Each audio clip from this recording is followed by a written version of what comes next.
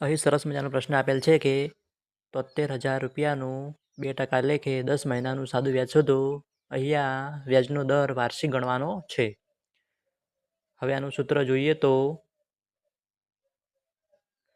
I બરાબર PRN ભાગ્યા 100, જ્યાં પીની કિંમત 73,000,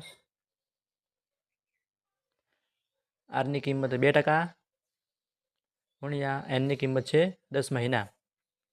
હવે મહિનાને વર્ષમાં કન્વર્ટ કરવા માટે 12થી ભાગવા પડે અને ગુણ્યા 100. 0 0 કટ થાય, 2 છંગ 12. હવે આનો ભાગાકાર કરીએ તો આપણને 1216.67 73,000 રૂપિયાનું 2% લેખે 10 મહિનાનું સાદું વ્યાજ મળશે.